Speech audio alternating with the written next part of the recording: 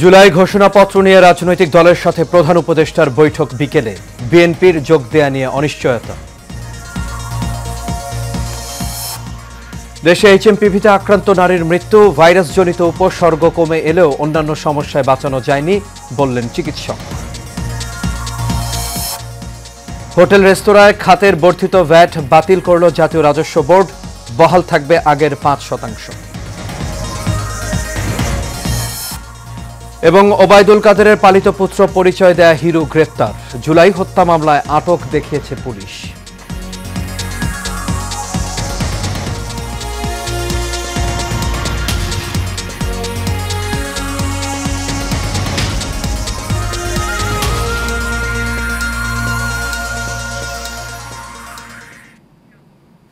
সবাইকে স্বাগত এশিয়ান নিউজে। দর্শক, পুরো সংবাদ জুড়ে আপনাদের সঙ্গে আছি আমি আনোয়ার রাজা। তখন শুনছেন বিআরবি কেবল ইন্ডাস্ট্রিজ লিমিটেড সংবাদ শিরোনাম।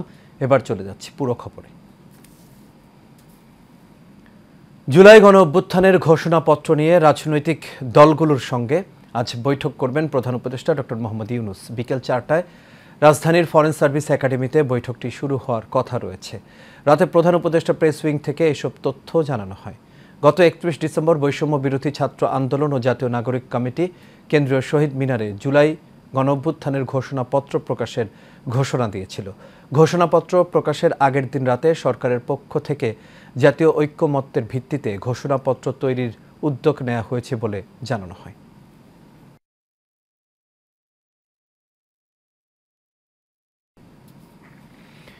এদিকে প্রধান উপদেষ্টার এই বৈঠকে বিএনপির যোগ দেয়া নিয়ে অনিশ্চয়তা দেখা দিয়েছে। আলোচনা আছে এই বৈঠকে অংশ নেবেন না বিএনপি, যদিও দলটির নীতি নির্ধারণী পর্যায় থেকে জানানো হয়েছে তারা এই বিষয়ে এখনও চূড়ান্ত সিদ্ধান্ত নেয়নি। তাই দলটি অংশগ্রহণ করবে কিনা তা জানতে অপেক্ষা করতে হবে। বিএনপির স্থায়ী কমিটির এক সদস্য জানিয়েছেন তারা নির্বাচনকে প্রাধান্য দিচ্ছেন এবং জুলাই ঘোষণাপত্র নিয়ে আগে যে অবস্থানে ছিল এখনও তারা সেই অবস্থানেই আছেন। তিনি আরও জানান, বিএনপির পক্ষ থেকে আলাদা ঘোষণাপত্র দেয়া হতে পারে। বিএনপির মহাসচিব মির্জা ফখরুল ইসলাম আলমগীর গণমাধ্যমকে জানিয়েছেন বৈঠকে বিএনপি যাবে কিনা এই বিষয়ে চূড়ান্ত সিদ্ধান্ত হয়নি।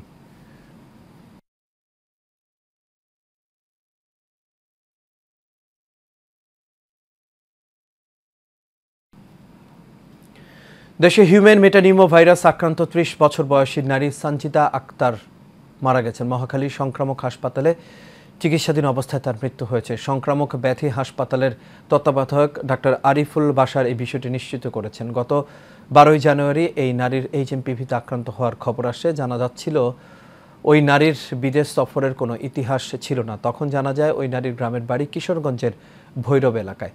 12 জানুয়ারি রোগতত্ত্ব, রোগ নিয়ন্ত্রণ ও গবেষণা ইনস্টিটিউটের একজন কর্মকর্তার নাম প্রকাশ না করার শর্তে জানান ওই নারী এইচএমপিভিতে আক্রান্তের পাশাপাশি ক্লেবসিয়েলা নিউমোনিয়াতেও আক্রান্ত হয়েছিলেন।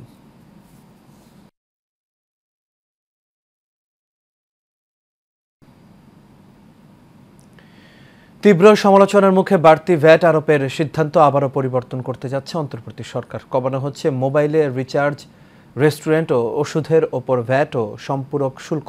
এর মধ্যে জাতীয় রাজস্ব বোর্ড এনবিআরকে নির্দেশনা দিয়েছেন অর্থ মন্ত্রণালয়। নতুন ভ্যাট হারের আদেশ জারি হবে শিগগিরই।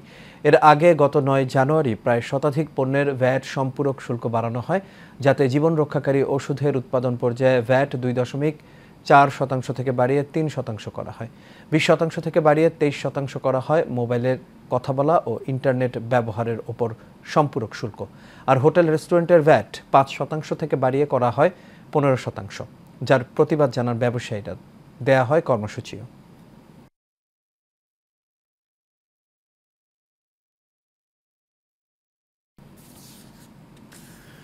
দশ ট্রাক অস্ত্র মামলায় দীর্ঘ 17 বছর কারাবাসের পর আজ মুক্তি পাচ্ছেন সাবেক স্বরাষ্ট্র প্রতিমন্ত্রী লুৎফুজ্জামান বাবর। দুপুরে কেরানীগঞ্জের কেন্দ্রীয় কারাগার থেকে ছাড়া পাবেন তিনি। কারা অধিদপ্তরের সহকারী কারা মহাপরিদর্শক জান্নাতুল ফরহাদ সংবাদ মাধ্যমকে এসব তথ্য নিশ্চিত করেছেন। তিনি বলেন, হাইকোর্টের রায় চট্টগ্রাম আদালতে যাবে, তারপর লুৎফুজ্জামান বাবর যে কারাগারে বন্দী রয়েছেন সেখানে যাবে। আদেশের কপি পাওয়ার পর কারাগার থেকে মুক্তি পাবেন তিনি। কেন্দ্রীয় কারাগারের এক কর্মকর্তা বলেন, সব ঠিক থাকলে সাবেক স্বরাষ্ট্র প্রতিমন্ত্রী বাবর বৃহস্পতিবার দুপুরে মুক্তি পেতে পারেন। এর আগে গত মঙ্গলবার আলোচিত 10 ট্রাক অস্ত্র চোরাচালানের ঘটনায় অস্ত্র আইনে করা পৃথক মামলায় যাবজ্জীবন কারাদণ্ডের দায় থেকে খালাস পান লুৎফুজ্জামান বাবর। এদিকে কারা ফটকে বাবরকে বরণ করতে ব্যাপক প্রস্তুতি নিয়েছেন।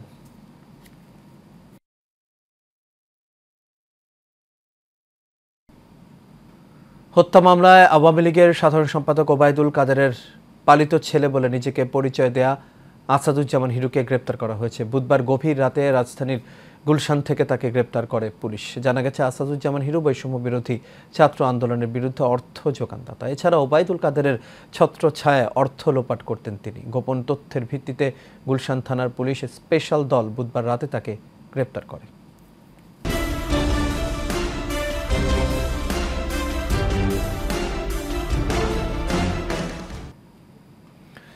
বাগেরহাটের মোংলায় সড়কের ওপর রাখা পাথরের ধাক্কায় যাত্রীবাহী ভটভটিতে থাকা 2 যাত্রীর মৃত্যু হয়েছে। বুধবার দিবাগত রাত 1:30টার দিকে মোংলা পেরিখালী সড়কের চাপড়া এলাকায় এই দুর্ঘটনায় আহত হয়েছেন আরও 2 জন।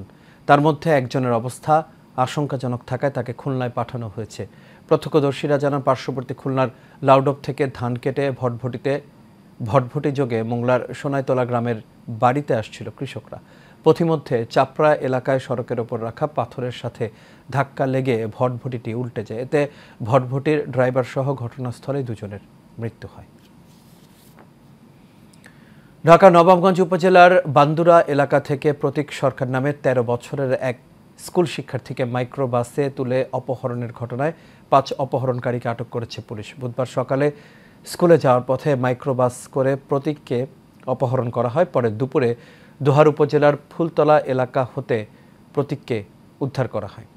এ সময় গাড়ি চালক সহ 5 জনকে আটক করে শাইনপুকুর তদন্ত কেন্দ্রের পুলিশ। আটককৃতরা হল শরীয়তপুর নড়িয়া থানার বাসিন্দা পারভেজ আহমেদ, যাত্রাবাড়ি এলাকার মুক্তার হোসেন আকাশ, মুন্সিগঞ্জের লৌহজং এলাকার আতিক হাওলাদার আরিফ, ঢাকার জুরাইন এলাকার জুম্মন খান ও গাড়ি চালক চাঁদপুরের বড়ইনাও এলাকার বাসিন্দা মিজান। পরে আটককৃতদের নবাবগঞ্জ থানায় নিয়ে আসা হয়।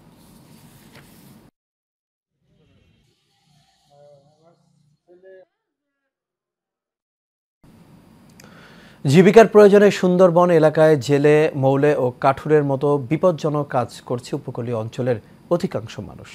জলে কুমির আর ডাঙায় বাঘ, এই 2 ভয়ের সাথে যুদ্ধ করে কেউ নিজের জীবন বিলিয়ে দেয়, আবার কেউ ফিরে আসে পরিবারে। তবে বাঘের মুখ থেকে বেঁচে গেলেও দারিদ্রতার হাত থেকে বাঁচতে পারেনি খুলনার দাকপ উপজেলার কাঠুরিয়া দেবেন মণ্ডল। খুলনা থেকে শেখ রাসেলের তোলা ছবিতে জানাচ্ছেন বাবুল আক্তার।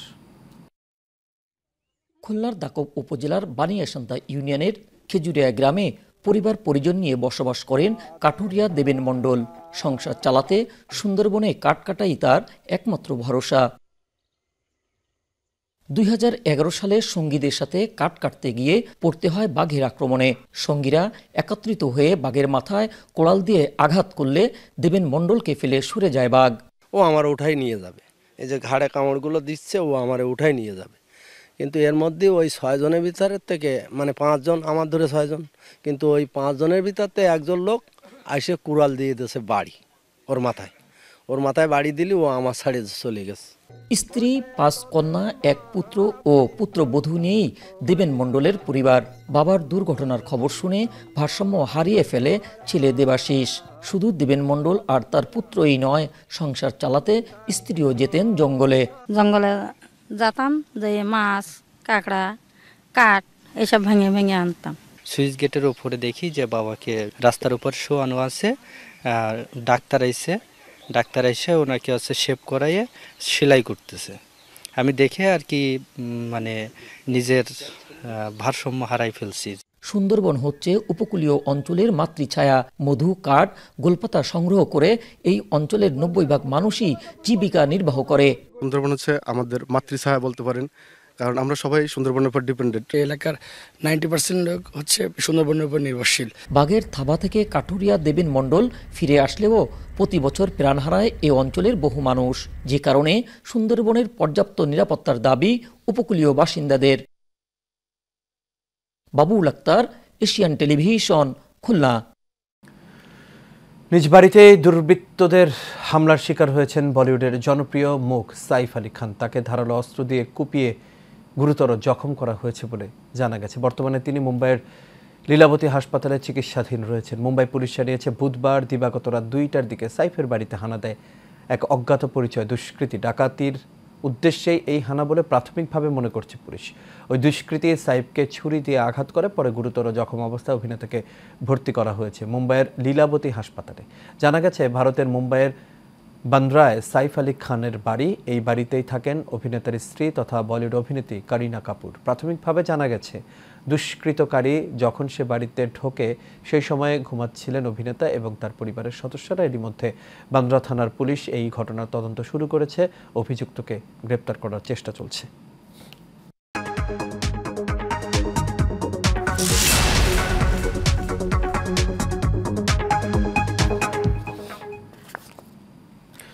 বাণিজ্যিকভাবে মধু আহরণ করে ব্যাপক সফলতা পেয়েছেন কুষ্টিয়ার খোকসার মৌ চাষিরা। কুষ্টিয়ার খোকসা উপজেলার বিভিন্ন মাঠ কিংবা সরিষার ক্ষেতে ছোট ছোট কাঠের বক্স বসিয়ে মধু সংগ্রহে ব্যস্ত সময় পার করছেন মৌ চাষিরা। মৌ চাষ লাভবান হওয়ায় এই চাষে আগ্রহীর সংখ্যা দিন দিনই বাড়ছে।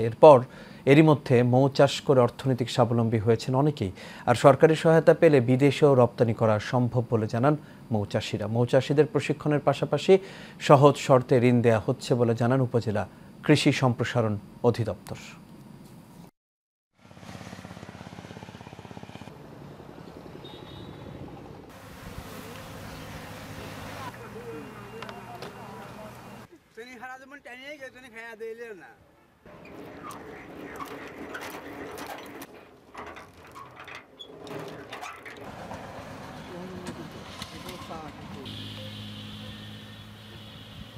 সরিষার থেকে মৌমাছি মধু সংগ্রহ করে নিয়ে আসে, সেই মধু অরিজিনাল মধু আমরা ব্যবহার। এখানকার এই কারিগররা যে মধু তৈরি করছে এটা অরিজিনাল।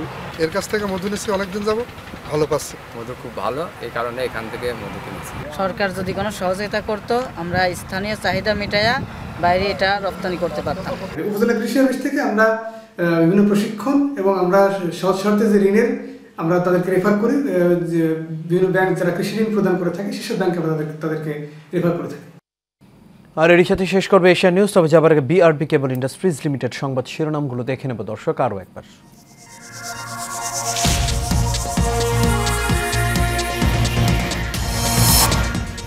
জুলাই ঘোষণাপত্র নিয়ে রাজনৈতিক দলের সাথে প্রধান উপদেষ্টার বৈঠক বিকেলে। বিএনপির যোগ দেয়া নিয়ে অনিশ্চয়তা।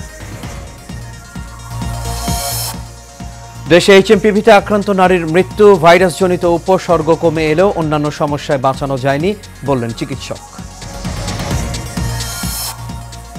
হোটেল রেস্তোরাঁয় খাতের বর্ধিত ভ্যাট বাতিল করল জাতীয় রাজস্ব বোর্ড, বহাল থাকবে আগের 5%। এবং ওবায়দুল কাদেরের পালিত পুত্র পরিচয় দেয়া হিরো গ্রেপ্তার, জুলাই হত্যা মামলায় আটক দেখিয়েছে পুলিশ।